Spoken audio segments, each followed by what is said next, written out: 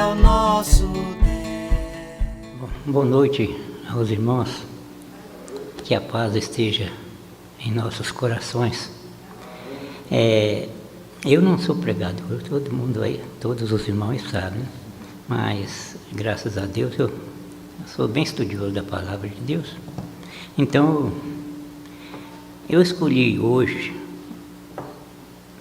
para nós meditar um pouco alguns versículos do último capítulo da Bíblia. Muita gente acha difícil de entender o livro de Apocalipse, mas é um livro que eu estudo bem. Eu creio que eu não entendo completamente, mas algumas coisas eu aprendi. E então eu escolhi 2 versículos, até difícil de, na hora que a gente lê, é difícil de a gente entender um pouco. Mas nós vamos falar resumidamente sobre alguns versículos desse capítulo 22, a partir do versículo 8. E não vamos falar de todos os versículos do 8 em diante, alguns versículos.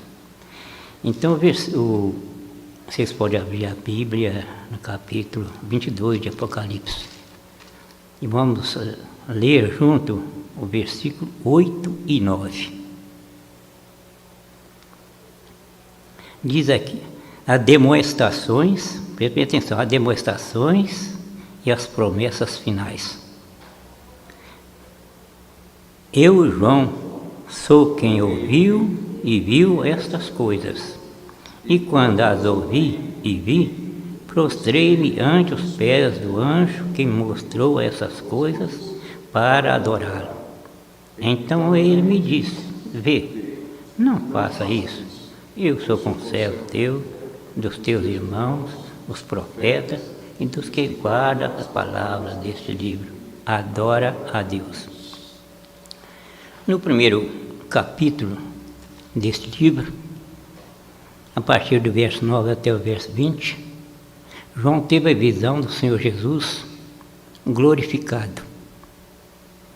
E a segunda metade do versículo 16 e o versículo 17, João viu o rosto de Jesus brilhando como o sol na sua força. Então, quando ele viu Jesus glorificado, ele caiu como morto aos seus pés. Porém, Jesus disse, pôs a mão sobre ele, dizendo, não temas, eu sou o primeiro e o último. Jesus é o primeiro, porque no livro de Gênesis, ele iniciou a história humana. E no livro, ele é o último, porque no livro de Apocalipse, ele conclui a história humana. Aqui nesse versículo 8, João disse que prostrou aos pés do anjo, que mostrou os acontecimentos descritos nesse livro, prostrou aos pés do anjo para adorá-lo. João foi um dos 12 discípulos que Jesus convidou para segui-lo. E durante 3 anos, ele participou do ministério de Jesus. Ele era judeu e certamente ele conhecia o 2º mandamento, que está em Êxodo capítulo 20, do versículo 4 ao versículo 6.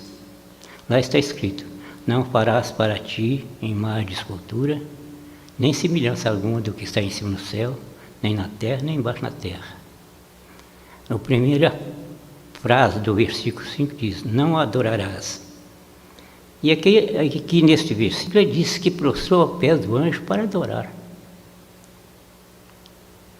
Lá no capítulo 1 ele diz que caiu aos pés de Jesus como morto. Aqui ele não caiu nos pés de Jesus, mas ele diz ele que prostrou aos pés do anjo para adorar. O primeiro dos 10 mandamentos diz, não terás outros deuses diante de mim. Em Mateus capítulo 22, versículo 37, Jesus diz que o maior dos mandamentos da lei de Moisés era: amarás o Senhor teu Deus de todo o coração, de toda a tua alma, de todo o teu entendimento.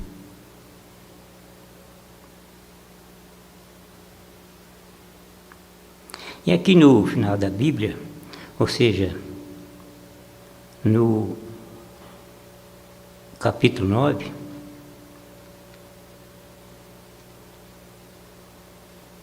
nos diz que estas palavras, verdade do Senhor Jesus, é reiterada novamente. E aqui no versículo 9, o anjo instruiu a João para adorar somente a Deus. E a adoração é uma das ênfases principais do livro do Apocalipse. E o primeiro passo para uma verdadeira e sincera adoração é o desejo de conhecer Deus. Se nós tivermos esse desejo, tivermos sede de Deus, a Sagrada Escritura nos afirma, lá no livro, capítulo 6 de São Mateus, do verso 25 ao 34, na ansiosa solicitude pela vida, nos dando o exemplo das aves do céu e dos lírios do campo, que Deus proverá para nós e satisfará todas as nossas necessidades. E no versículo 33, o Senhor Jesus diz: buscai primeiramente o reino de Deus, a sua justiça, e todas estas coisas vos serão acrescentadas. No versículo 10, aqui diz-me ainda: não seles as palavras da profecia deste livro, porque o tempo está próximo. Aqui neste versículo, o anjo está dizendo ao apóstolo João o que deveria fazer quando terminasse a visão. Ele diz para João não selar o livro, porque um livro selado, o que vale um livro selado? É igual a qualquer outro objeto. Então o livro de Apocalipse deveria ficar aberto para que todas as pessoas pudessem ler e entender.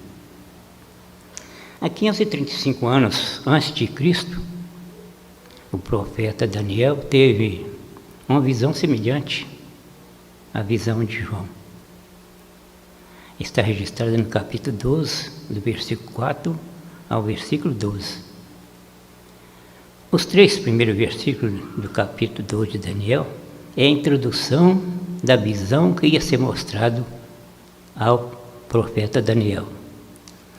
Quando chega no versículo 4, o anjo Miguel, o grande príncipe, disse: tu, porém, Daniel, encerra as palavras e sela o livro até o tempo do fim.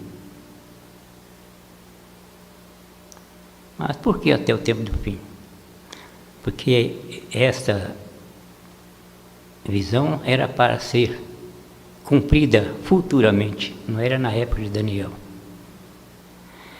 E a visão de João, lá na ilha de Pátimo, era para os primeiros dias, para o fim dos tempos. E a partir daquele momento da visão de João, as 2 profecias estão cumprindo. Esqueci a palavra aqui, mas vou dizer paralelamente. O tempo do fim de João, de Daniel, e o fim dos tempos de João está cumprindo corretamente, sem falhar nada. É só nós estudarmos a Bíblia, prestarmos atenção, raciocinar e prestar atenção no que nós estamos ouvindo e vindo hoje. Que nós estamos vivendo o tempo do fim de Daniel e o fim do tempo de João.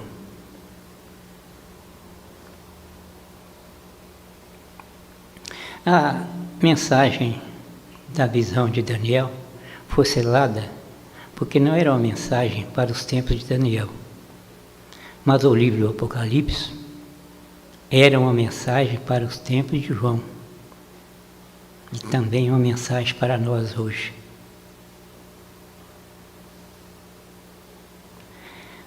À medida que o retorno de Cristo se aproxima, há uma maior proliferação entre os seguidores de Deus e os seguidores de Satanás. Foi por isso que o anjo disse a João, para não selar o livro de Apocalipse, mas para que o livro de Apocalipse ficasse aberto, para que nós hoje pudéssemos ler, ouvir a sua mensagem e prepararmos para a segunda vinda de Cristo, que se aproxima a cada segundo.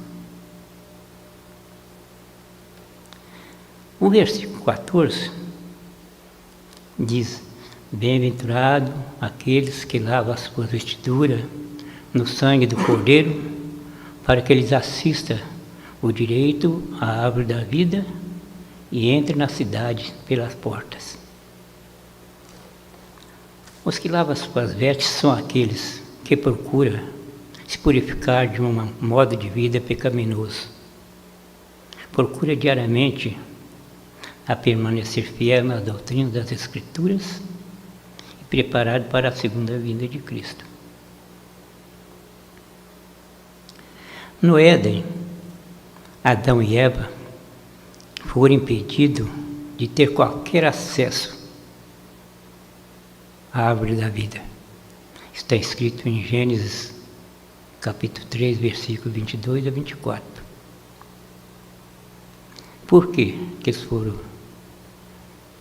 proibidos de comer da árvore da vida? Porque eles já tinham comido da árvore do conhecimento do bem e do mal. E para que eles não comessem do fruto da árvore da vida, para viver eternamente, que seria uma tragédia um ser humano viver em pecado por toda a eternidade. Por isso Deus cortou o mal pela raiz. Expulsou eles do jardim do Éden e eles foram viver a sua vida como eles mereciam viver, com a consequência da desobediência que eles haviam cometido contra a vontade de Deus.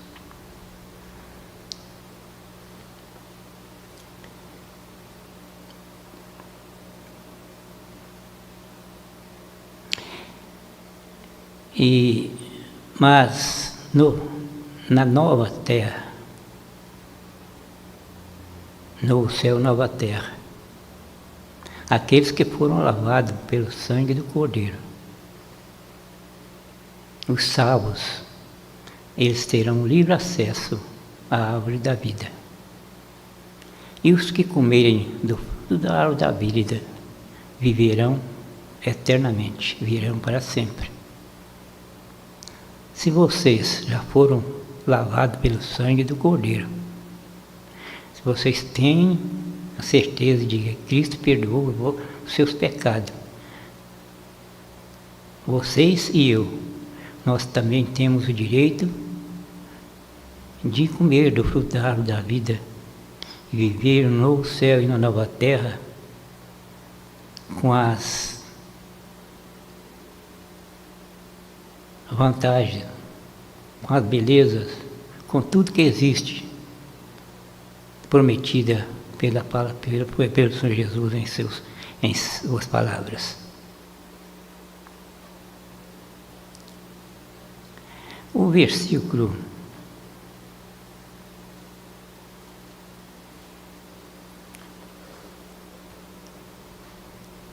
No versículo 14 ainda fala sobre a porta. Quem tem direito à árvore da vida entra pelas portas.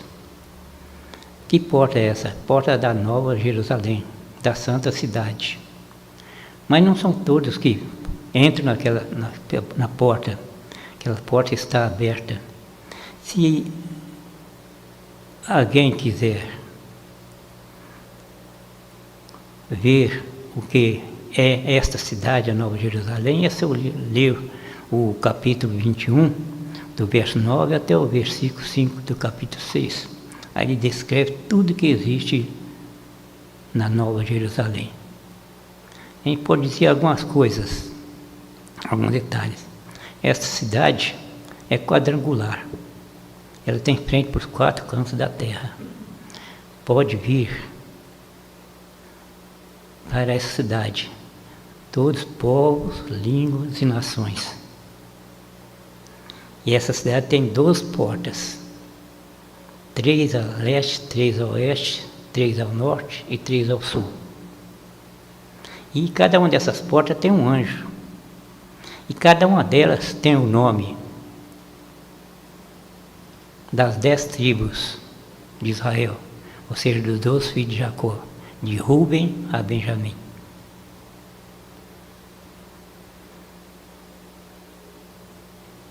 Mas, nessas portas, e outra coisa, o anjo tem uma vara de ouro para medir a cidade. Ele mediu a cidade até 2.000 estádios. Um estádio, de acordo com a tabela de peso e medida, um estádio tem 178 metros. Se multiplicar esses 2.000 estádios por 180, vai dar 21.000 e tantos metros. Dividido por 4, vai dar 540 quilômetros. Isso cada frente da cidade, da Nova Jerusalém. Ali, primeiro ele mediu até 2.000 estádios, até 2.000 estádios. Mas se até, certamente era mais, tinha mais de 2.000 estádios. Agora, esses 2.000 estádios, a gente fazendo a conta, vai dar 540 quilômetros em cada frente. E essas portas estão abertas para receber todos os que vierem. Não todos. Nós vamos ler o versículo 15 e vamos ver aqueles que não entrarão. O versículo 15 diz: fora ficam os cães, os feiticeiros, os impuros, os assassinos, os idólatras e todo aquele que ama e pratica mentira. Jesus excluirá da santa cidade, da Nova Jerusalém, todos aqueles que amam e praticam mentira. Essas são pessoas que a vida deles é tão errada, que com as suas mentiras, ele comete tantos pecados, tanta barbaridade, que assemelha a Satanás, que com as suas mentiras enganou os nossos primeiros pais e continua enganando o mundo inteiro até hoje. Confere Apocalipse 12, versículo 9, Apocalipse 13, do versículo 13 ao versículo 15, e Apocalipse 16, versículo 14. Essas pessoas são hipócritas. Elas tentam viver uma vida de fingimento, fingindo que creem em Deus. Elas são como os nicolaítas, mencionados no capítulo 2, versículo 15, na carta adereçada à igreja de Pérgamos. Esses nicolaítas estavam dentro dessa igreja. E ali eles comprometiam a fé daqueles crentes. Aqueles crentes frágeis, e eles influenciavam a eles comerem coisas sacrificadas a ídolos, a se prostituírem e a idolatria. Hoje também, nas igrejas, muitas igrejas, existem esses nicolaítas, que procuram trazer os costumes do mundo para dentro da igreja. Então precisamos ter muito cuidado. A igreja de Pérgamos tinha uns crentes fiéis, mas eles também erravam, que eles toleraram aqueles nicolaítas dentro da igreja. E por isso eles foram criticados por Jesus.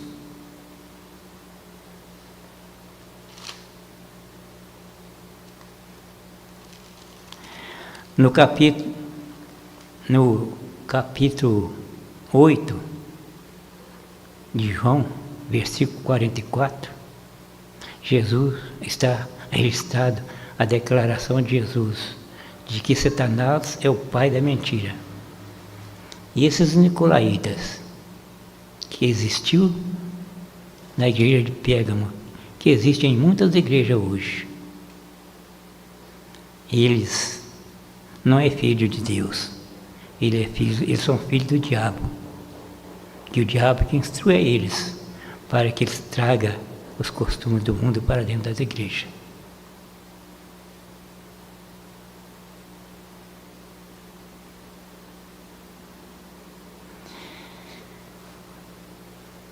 Hoje em dia nós vemos líderes que distorcem a verdade para satisfazer as suas próprias vontades. Muitas pessoas hoje perderam a habilidade de distinguir o que é verdade daquilo que eles desejam que seja verdade.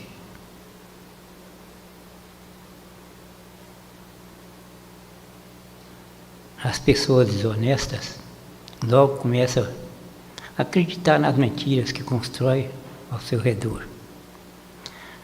A seguir, elas perdem a habilidade de discernir entre a verdade e a mentira.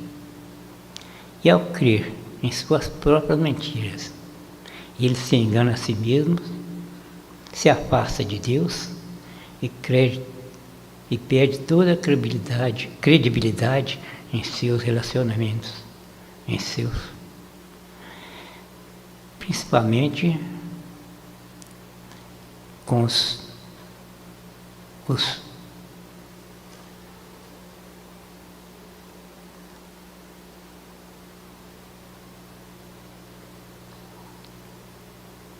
próximos e muito mais o relacionamento espiritual.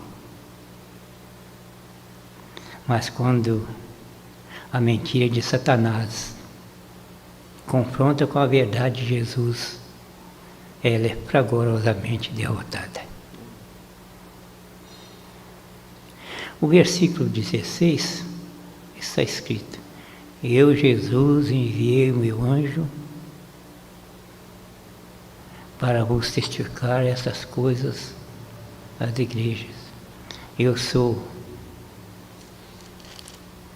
que diz aqui, eu sou a raiz e a geração de Davi.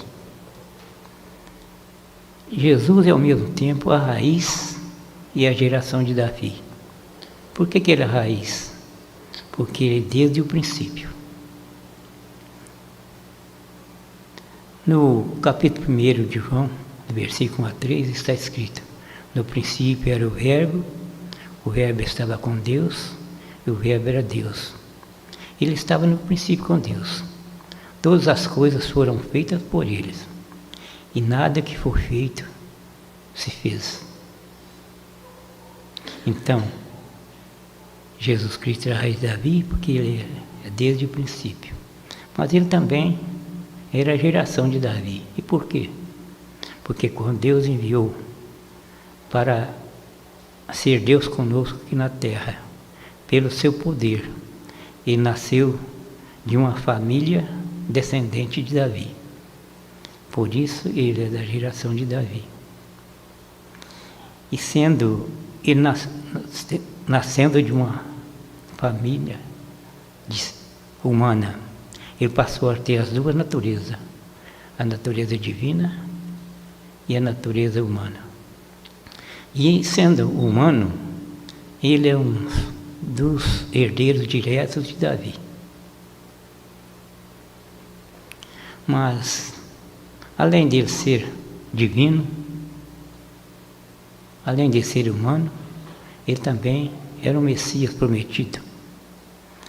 No diálogo que Jesus teve com a mulher samaritana, que está registrado no capítulo 4 de João, versículo 24, Jesus diz: Deus é Espírito, importa que os seus adoradores o adorem em Espírito e em verdade. E o versículo 25 a mulher diz: Eu sei que há de vir o Messias, chamado Cristo, e quando ele vier, nos anunciará todas as coisas. E no versículo 26, o próprio Jesus afirma: Eu sou eu que falo contigo.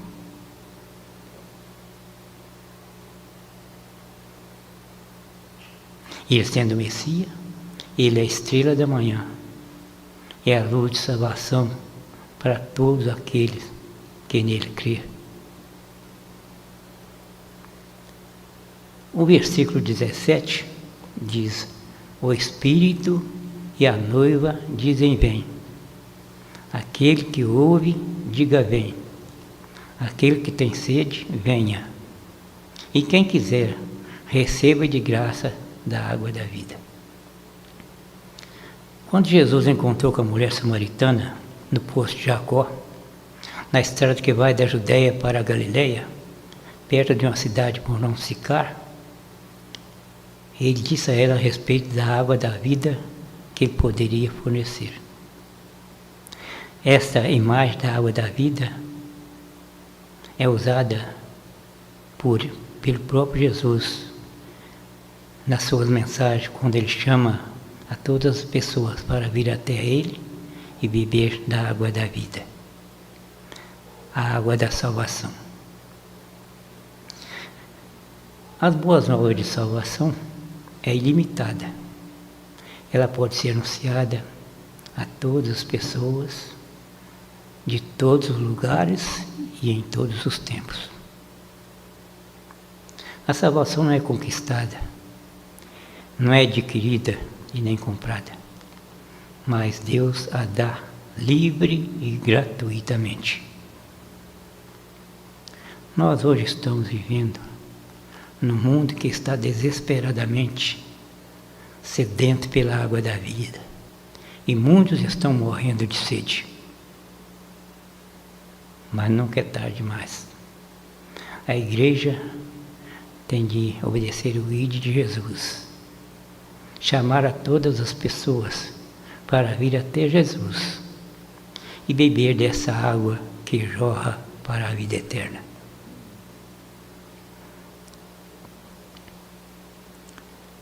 O versículo 18 está escrito: Eu a todos aqueles que ouvem as palavras da profecia deste livro testifico.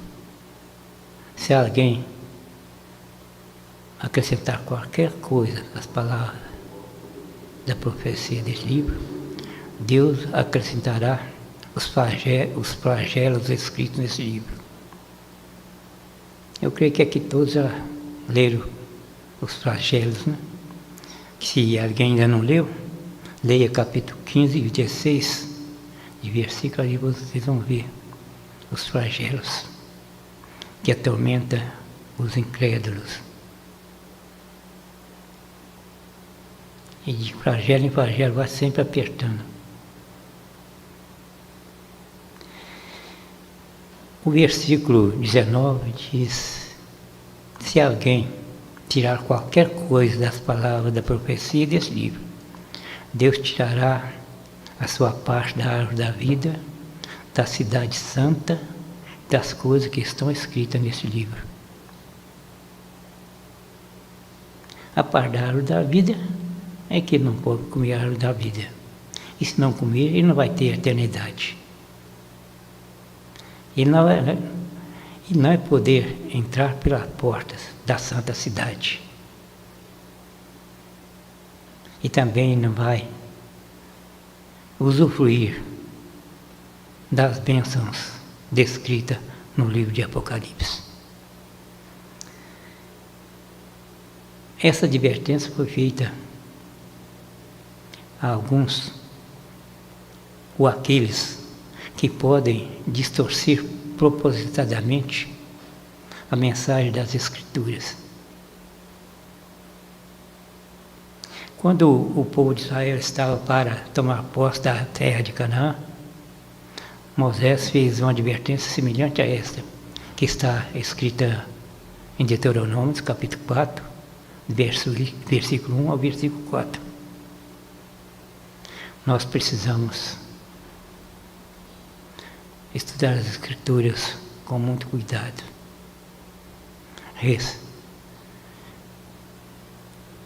com reverência e muito respeito, para não distorcermos a sua mensagem, mesmo que não seja intencionalmente. Nós precisamos agir diligentemente para colocar em nossas vidas a doutrina que o Senhor Jesus Cristo nos ensina.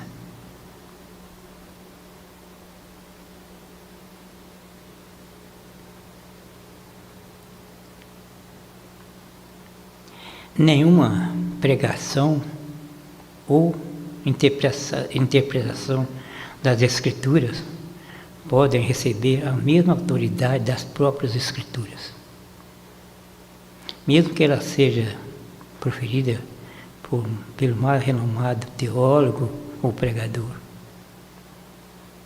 mesmo que seja muito preparado. Mas os teólogos e pregadores são humanos, eles falham. E a autoridade da Bíblia é absoluta, é única.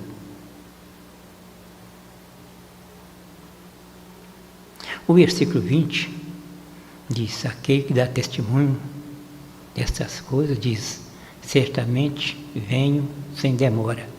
Amém. Vem, Senhor Jesus.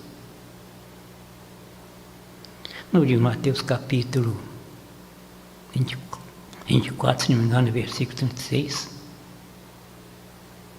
Jesus diz: mas daquele dia e hora ninguém sabe, nem os anjos no céu, nem o Filho do Homem.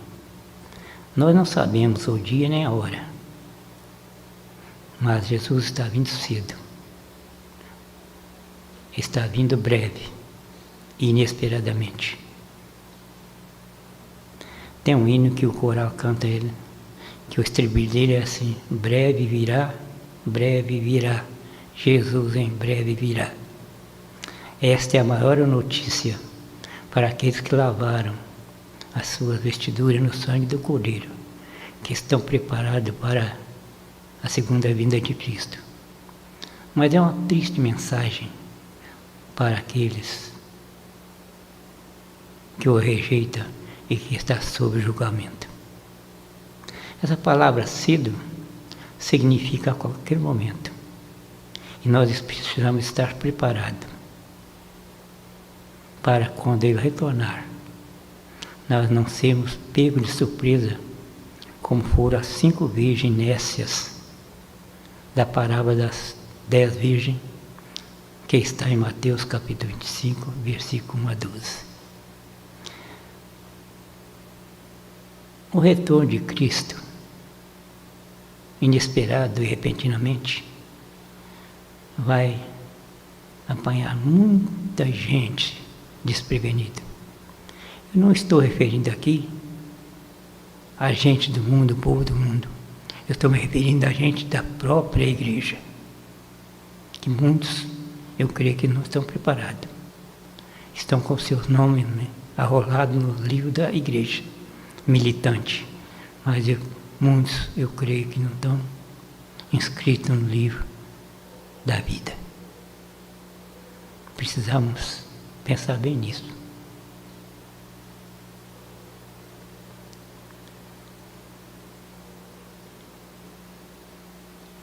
O último versículo da Bíblia diz: A graça do Senhor seja com todos.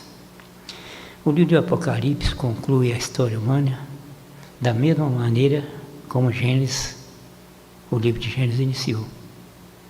O livro de Gênesis iniciou a história humana no paraíso. O livro de Apocalipse conclui a história humana no paraíso, com uma diferença. O paraíso descrito no livro de Apocalipse não tem pecado. O livro de Gênesis descreve Adão e Eva andando e conversando com Jesus num paraíso terreno. O livro de Apocalipse descreve o lavado pelo sal e lavado pelo sangue do Cordeiro, louvando e adorando a Deus num paraíso celeste. O livro de Gênesis descreve um jardim com uma serpente maligna. O livro de Apocalipse descreve um novo céu, uma nova terra, com uma cidade santa onde não existe nenhum mal.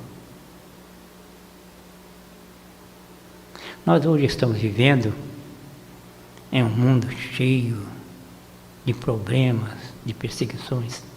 Tudo que existe de ruim está no mundo. É violência, é feitiçaria, é idolatria, é corrupção, enfim. Tudo que existe de ruim existe no mundo. Mas em meio a tudo isto, Jesus está nos chamando para permanecermos em nossa fé. O livro de Apocalipse é, acima de tudo, um livro de esperança. Ele nos mostra que não importa o que aconteça na terra, ele nos mostra também que Deus está no controle.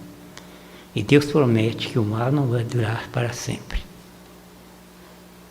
E também promete, através das Santas Escrituras, a recompensa que está à espera de todos aqueles que creem em Jesus como Salvador e Senhor.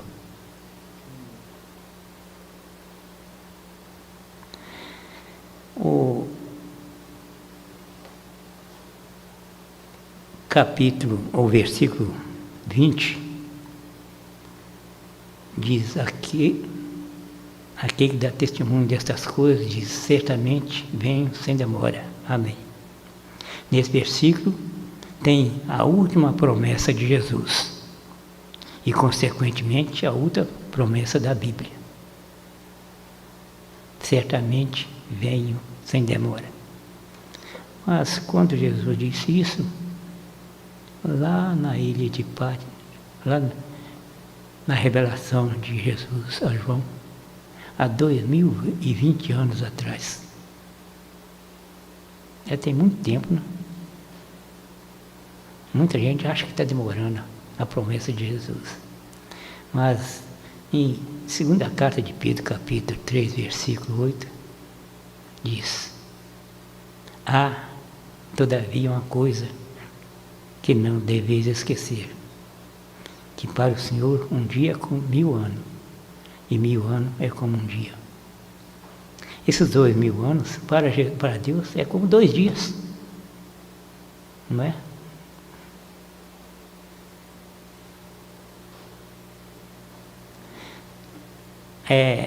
Eu vou citar um versículo aqui que talvez não tenha, pode entender que não tenha nada a ver com isso. O versículo 10 do capítulo 3 de Malaquias, quando Deus diz: trazei todos os dias na casa do tesouro para que haja mantimento na minha casa. Ele não está pedindo, ele está ordenando. Quem ordena é quem pode ordenar, é só quem pode mandar. E tem um ditado muita gente fala: manda quem pode e obedece quem tem juízo. Ele pode mandar, mas é que tem muita gente que ainda não tem juízo ainda, mesmo crente.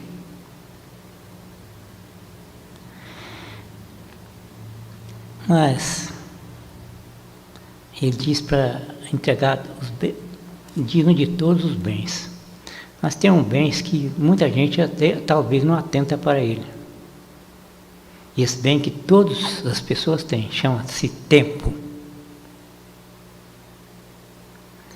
Um dia tem 24 horas.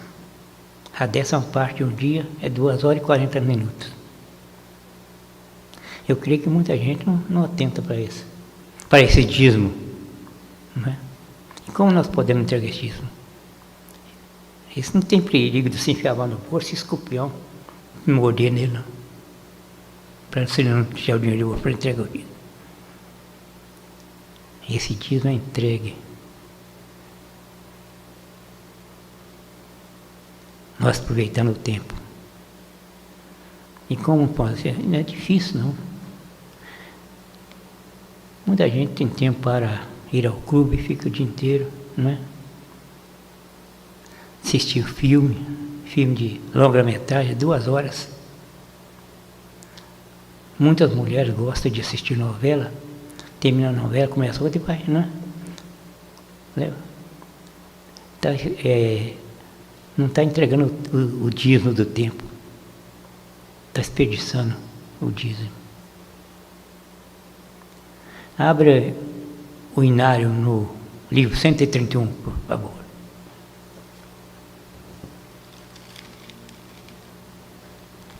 Leia só a primeira linha da primeira estrofe. Qualquer um pode ler. Só a primeira linha da primeira estrofe. Henrique. É? Para ser santo, tempo has de tomar. Leia a primeira linha da segunda estrofe. Para seres puro, tempo has de encontrar. A primeira linha da terceira. Para seres forte, tempo has de buscar. A primeira linha da quarta.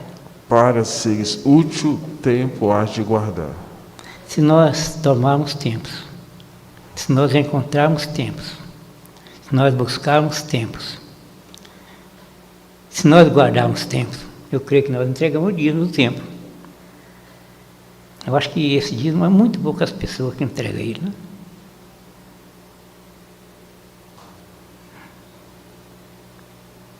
Agora, eu disse, a última promessa de Jesus está no versículo 20, mas também está ali a última oração. Essa oração é uma frase só. E essa oração é muito profunda. Creio que não é todos que têm condição de fazer ela, não. A última oração é: ora bem, Senhor Jesus. Será que todos estão preparados para fazer essa oração?